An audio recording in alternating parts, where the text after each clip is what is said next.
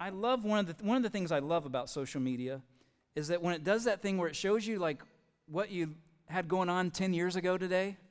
Don't you love that? Or like 15 years ago, or like, I didn't know we had Facebook back then, but we did, and why did I put that on there? And why is it telling me? We've got kind of one of those things going on in our house right now that I actually just really love.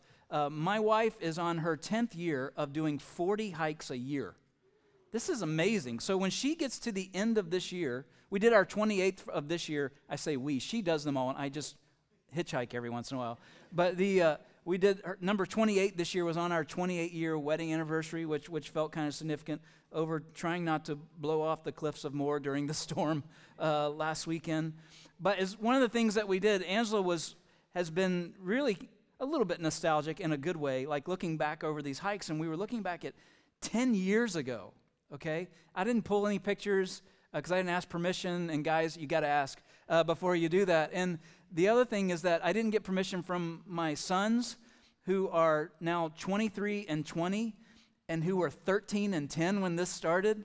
Let me just tell you, friends, I got some good pictures in our back pocket. I can share at any time, but I won't do that. But I love looking back and seeing like where we've been, and we love pictures for that reason. But I wonder if you would think of it differently in your mind tonight. I want to invite you, if you would, to picture future you.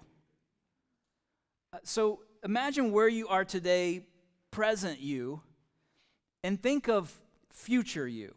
Some people do it really intentionally, like they take a picture at the beginning of the home renovation, or they take a picture at the beginning of the fitness transformation, or the start of the business, the entrepreneurial journey, whatever it is. They take it thinking, you know what? I'm believing that this is going to be a success, and somehow taking this picture is going to hold me even more accountable to that success. And so I want to be able to look back and see it, but think about what the look forward could be. Think about future you. We got a lot of young people in the room, a lot of people in your 20s, all right? Picture yourself at my age. That's weird to say. So at 49, and don't let your mouth drop and get agape at that, okay? But picture what it could be like then. If you're in your 20s, let's say if you're 20, picture 30. If you're 30, picture 40. All right? If you get it. If you're 40, picture later on. Here's what I want you to picture. Everybody, picture if you could, 85 years old. Picture yourself at 85 years old. What would 85-year-old you say to you right now? What would you say right now to you 10 years ago? What would you tell, if you're 25, what would you tell 15-year-old you? You're going to make it. It's going to be fine. I promise. It's going to get better. What would you say? Picture yourself, though, 10, 20, 30, 40 years out, 85 years old. Remember, there's no such thing as an insignificant life. That's what we're talking about in this series called Every Story Matters. I don't care how obscure or small you feel, your life matters. And believing that your life matters, it's not just like this nice little saying or anything like that. It is a core truth from God. Believing that your life matters. If you really believe it in your heart, that God has authored your life, that He has authored things for you to do, He has plans and purpose for your life, then it will impact your private and your public decisions. Your life and story matter. So your faith matters. What is faith? Here's a definition that I came up with some time ago. Faith is wholehearted confidence in the unfailing love and power of God. Faith is wholehearted confidence in the unfailing love and power of God. The adjectives are really important, okay? Wholehearted. Like in every circumstance, in every season, no matter what I've got going on, I've got wholehearted confidence in God. And why can I have wholehearted confidence in Him? Because He's never let me down, as we just sang. He is unfailing. He's unfailing in His love, which means He's unfailing in His faithfulness, and He's unfailing in His power. He is an omnipotent God. There's nothing that my God can't do. Faith isn't like just just believing in something you can't see. Faith is trusting in someone who's already proven himself, even when you can't see the next step. I want you to know, faith is not just like sentimental. It's strategic. And here's what nobody tells you as you go through life in these decades. Here's what nobody tells you in your 20s, for instance, all right? That the relationships you commit to or walk away from, the habits you build or ignore, the voice that you choose to listen to is just building foundations for you. You're just building. In your 20s, you're building to your 30s. In your 30s, you're building to your 40s. And every decision matters because your story matters. And when you understand that, you live with a level of different intentionality. A lot of people's foundations, the foundation for their life, is built on sinking sand because they've never been taught to play the long game. They want instant results, and they don't stop to give consideration to their future selves. And tonight I want you to be thinking about future you as we look at another character in the scriptures tonight who I find to be very inspiring. There's really not that many verses about him, but he is one of the stories within the larger story of God delivering the children of Israel out of Egypt and into the promised land. And it's the story of a man who played a long and faithful game. He made decisions on what the future would be if he would partner with God all along and stay close to God's will and stayed the course. His name is Caleb. And we're going to look at the Old Testament book of Numbers tonight. And so if you have your Bible, I want to invite you to turn there. Go all the way to the beginning. Genesis, Exodus, Leviticus, Numbers. Okay, if you want to get in the habit. A lot of you have asked us for Bibles over the last months, and we have had more come in. So if you haven't received a Bible and you want a good Bible, okay? And what I mean by that, you say, what do you mean good Bible? Aren't they all good? Here's what I mean by that, okay? I mean not like a small print paperback that you just roll up and kind of hang on to somewhere. If you got one like that, that's fine. But they're called life application Bibles. So they give you a little explanation for what you're reading, and particularly if you're new to faith or if you're investigating faith, they are great to have, and we will give them to you. And they're nice, all right? Just come up and ask us for one at the end, and we'll be sure and help you with that. So in the book of Numbers, we're going to look at Caleb. So let me catch everybody up, just in case you don't know. The children of Israel have been delivered from Pharaoh out of the land of Egypt. You've probably heard rumors of that, or you've seen a movie about it somewhere, even if you don't know about it, all right? God brought them to a mountain where he committed himself to them. He said, I'll make you my people. I will be your God. He invited them to commit themselves to him. He's given them the 10 Commandments and other laws to live by. He has demonstrated himself to them by parting the Red Sea, by other miracles that he's performed in the wilderness that no other nation on the planet has ever seen. He has promised to be their God. And now here they are as we get to the story of Caleb.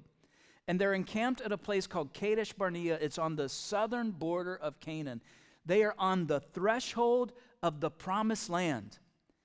This is about 450 years after the children of Jacob, Joseph and all his brothers, moved into the land of Egypt. This is about 450 years later. And so they have been waiting and waiting and waiting for this promised land moment. They're on the edge of the land promised to Abraham. It's an amazing thing. And then God tells Moses to do something as they're on this threshold. And here it is. Numbers chapter 13 is where we're at. Numbers chapter 13, verse 2. We're going to be looking at a couple of other scriptures around this area. So as you get there, here's where we start. Send men to spy out the land of Canaan. This is God talking to Moses, which I am giving to the people of Israel. Like, I'm giving you the land, so send out people to spy on the land. This is about preparation. This isn't about whether or not you're going to do it. This is just about due diligence. And God commands Moses to send 12 spies into the land, one from each of the tribes of Israel. And this was a common thing in ancient Near Eastern culture, was to send spies before military campaigns. This is just a pragmatic act of leadership. The spies aren't going to decide whether we should obey God, at least they're not supposed to be. This is preparation. Their job was to evaluate where to enter it and how they would go about their conquests. Friends, I want to say this tonight. Don't misread a season of preparation as a chance for evacuation. Too many people bail out before they discover what God has for them. I know some of you have this feeling that you're on this threshold in your life right now, or you're maybe in this in-between season. Claim it as a season of preparation and don't start looking for the exits. Trust God. So the spies went into the land. They're there for 40 days. That ends up being really significant. They come back. Two of the guys are holding a long pole, one guy on each end, with a cluster of grapes that evidently must have been pretty huge because it required two guys to carry it in. I mean, just amazing. They had other fruits and things. And here's their report back to Moses. Numbers 13, verse 27 says this. And they told him, we came to the land in which you sent us. It flows with milk and honey, and this is its fruit. However, the people who dwell in the land are strong, their cities are fortified and very large, and besides, we saw the descendants of Anak there. Now, these descendants of Anak were said to have been giants. They are a warrior people who are oversized, all right? They're these huge men that there are all kinds of legends around this particular group of people and their origins, their ancestry, all of these things. At the mention of the name of this giant race of people, everyone gets stirred up. Fear is gripping people. Anxiety is spreading through the crowd. People are starting to voice their concerns. And then the man that we're looking at steps into the story. Caleb speaks up. And in verse 30 of Numbers 13, it says this. Caleb quieted the people before Moses and said, let's go up at once and occupy it, for we are well able to overcome it. I like Caleb. Then the men who had gone up with him and said, we're not able to go up against the people, for they are stronger than we are. The spies all saw the same land, the same fruit, the same obstacles, but there's some differences here. The first difference is perspective, not circumstance. And understand that faith doesn't deny the giants, it just declares that God is greater. Faith is not foolish, but it's also not just this mere conviction. Faith is a contradiction to fear. It's the antidote to fear. And Caleb is choosing faith in God's sovereignty and his ability over the giants that he saw with his own eyes. Caleb doesn't stop and say, well, no, actually, I'm pretty strong. I'm a stronger guy. He doesn't say that to refute their claims. He just says, we can do this. He's saying God will help us have the victory. Beyond perspective, there's a different thing here I want you to notice and I want you to consider to apply to your own life. What voices are you listening to? What voices are you listening to in your life? We've got more voices in our world than ever before and more ways to hear those voices. And oftentimes our opinions can be shaped by the voices of people who have nothing to do with God. They may even think they may even be saying they're speaking for him, but they're actually passing on second or third hand knowledge.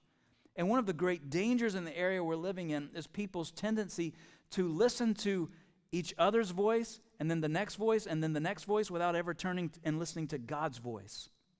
12 spies came back from the land, and only 2, Caleb and his friend Joshua, said, let's not rebel against God with unbelief, but believe that God will give us the land.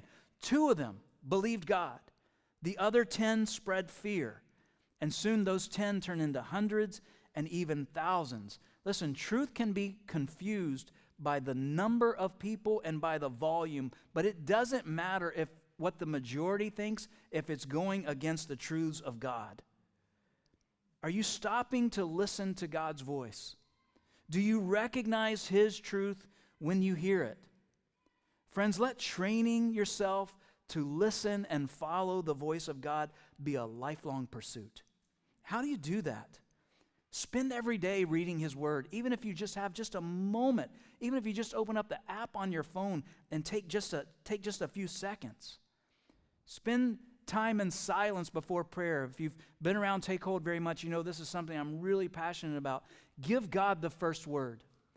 Before you begin to pray to him, even before you begin to worship him, take some time in silence and let him speak. Let him lay his love and his truth on your heart. Listen to his voice. Listen to his word. Listen to his voice before you pray back to him. That silence and inviting him to speak is how you'll begin to recognize him. Your relationship with God has this in common with other relationships. Your deepest investments and deposits will matter into the future. The deposits and investments you make in your relationships matter into the future. What happens in this story is a great historic tragedy. Some of you know it. The majority voice carried the day and said, we are not going to trust God. Moses, we're not going into the land. And Moses, just beside himself, he pleads with God for mercy for these people. Moses says, God, you've brought us this far. You've forgiven us so much up till now. Please forgive these people again, God, please. And in Numbers 14, that next passage, as we skip down a little bit, the Lord says this, okay, Moses, I have pardoned according to your word. But truly as I live, and as all the earth shall be filled with the glory of the Lord, none of the men who have seen my glory and my signs that I did in Egypt and in the wilderness, and yet have put me to the test these 10 times, and not obeyed my voice, shall see the land that I swore to give to their fathers. None of those who despised me shall see it. In Hebrew thought, the number 10 is a number that's often described to describe something as complete or a full measure. Think of 10 plagues or 10 commandments.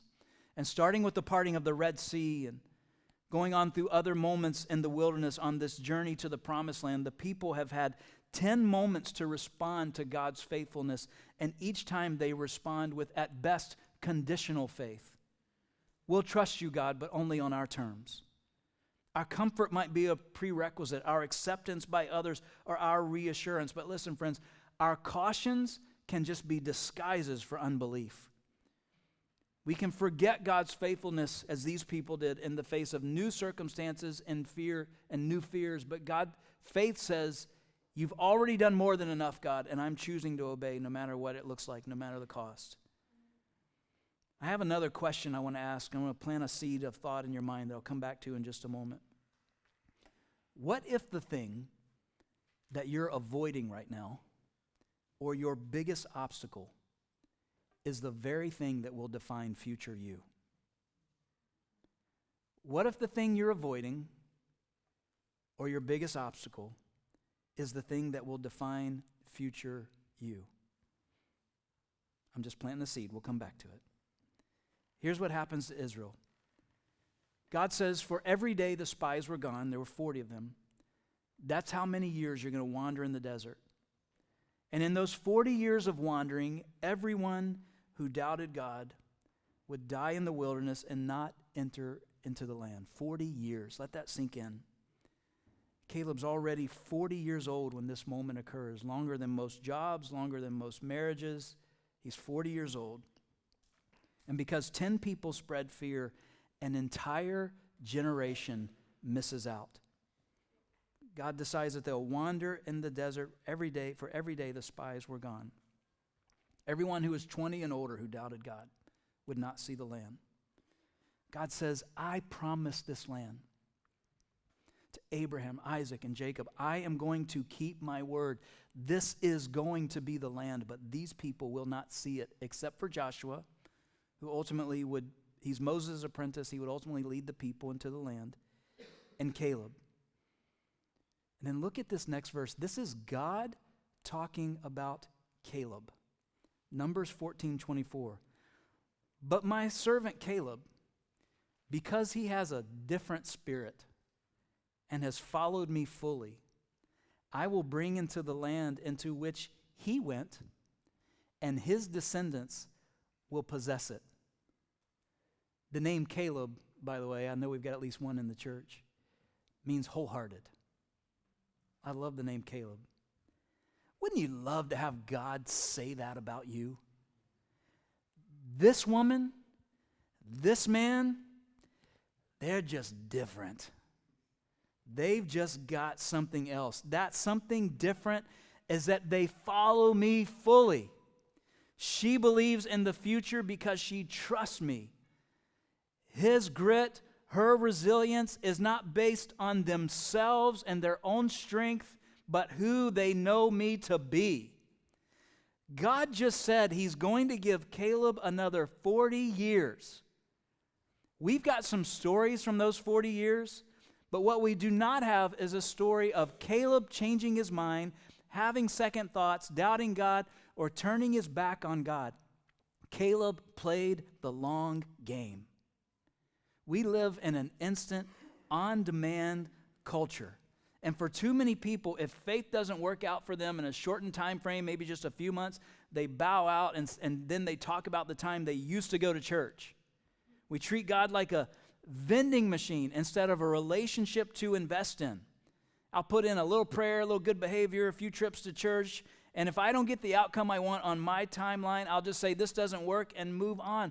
Friends, you're building a life with every prayer, with every moment of worship, with every time you open his word, with every time you trust him and tell somebody else about him, or whatever it is that he encourages you to do, that his Spirit leads you into. Every single moment is a building block in a life of faith. And Caleb understood something that so many people don't understand and tend to overlook. You don't sow and reap in the same season. You don't sow and reap in the same season. Faith in action is not a vending machine. It's a seed that takes decades to become a forest. And the end of this story unveils so much of what I love about Caleb. Caleb's not just alive long enough to see the promised land. Caleb's alive long enough to conquer the promised land. 40 years later, a new generation follows Joshua across the Jordan River for this conquest. Conquest that lasts for 5 years, going from city to city to city.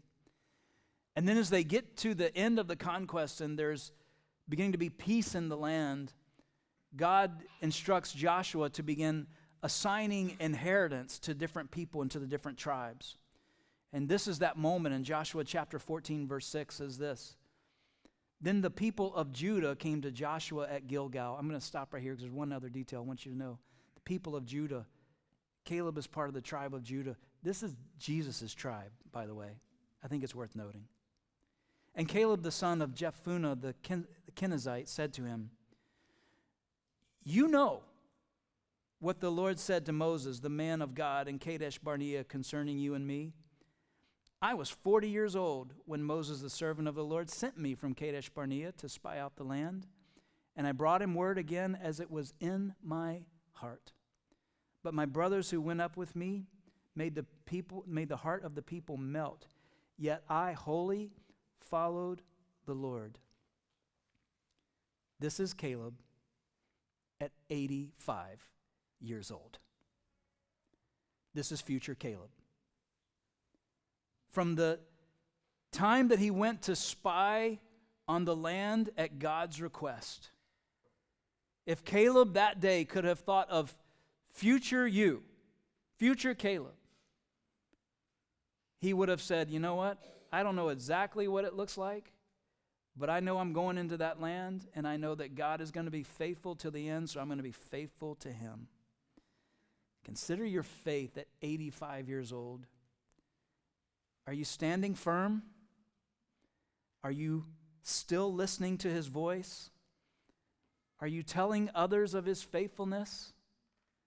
And there's something else about this guy. Are you trusting God for the next mountain at 85? Because that's what Caleb's doing. I love this guy. And now behold, he says, the Lord has kept me alive, just as he said, these 45 years since the time that the Lord spoke this word to Moses while Israel walked in the wilderness. That's him saying, man, I had to walk in the wilderness for 40 years because of these 10 people. I can't believe it. And now behold, I am this day 85 years old. And this is what I like about this guy. I'm still as strong today as I was in the day that Moses sent me. I'm as strong at 85 as I was at 40. If you don't believe me, let's just line up and I'll show you. Here's how it goes. My strength now is as my strength was then for war, for going and coming. So now, give me this hill country of which the Lord spoke on that day. For you heard on that day how the Anakim were there, with great fortified cities. It may be that the Lord will be with me, and I will drive them out just as the Lord said. Do you understand? There's still enemies in the land that he has promised. And at 85 years old, he's like, I want the next mountain. And what is on the next mountain? The giants that made everybody tremble in the first place. And Caleb says, give me the hill country of the Anaks. This 85-year-old man, he's asking to go attack these warrior giants that nobody else wants anything to do with. Because if God could give them to me when I'm 40, then he can give them to me when I'm 85. Caleb didn't have to hear anything new from God. Caleb's faith refused to let circumstances erase what God had already said. You can just hear Caleb going, oh, this is happening. This is happening. We're taking the land. How do present you and future you live out this kind of faith? By believing with everything you've got wholeheartedly in your bones that every day with God matters, that your story matters, and that he who is faithful will complete the work that he has started in you. Every day in your relationship with God, invest every day in your relationship with him. Read the scriptures, sit in silence, pray and train yourself to hear his voice. Practice the acts of kindness that he calls you into. Minister to the people that he calls you into. Every single day, train yourself to hear his voice and to follow him.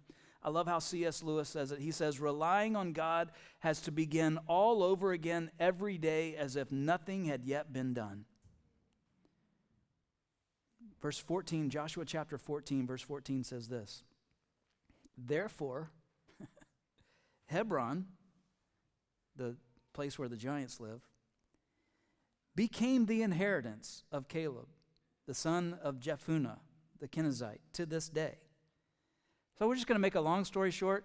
Oh, he whooped the giants at 85 years old.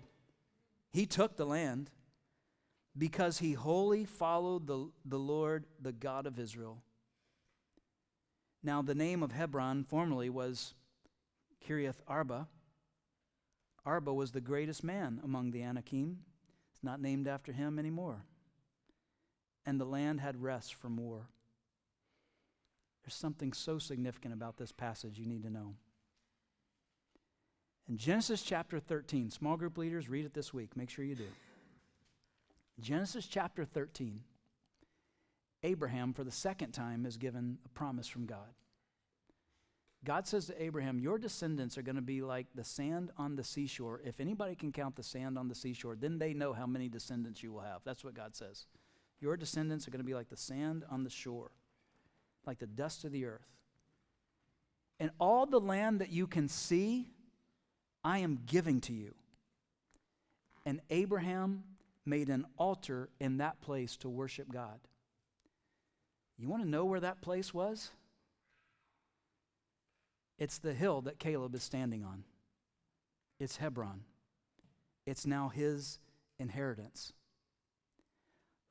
500 years approximately after the promise given to Abraham, Caleb is given the land. How is that possible? Because, friends, God's promises outlast our timelines. God keeps his promises, and your faithfulness might one day create a collision between you and the prayers that somebody else prayed. Some of you are sitting in church because a grandparent prayed for you and hasn't stopped praying for you since the day you were born.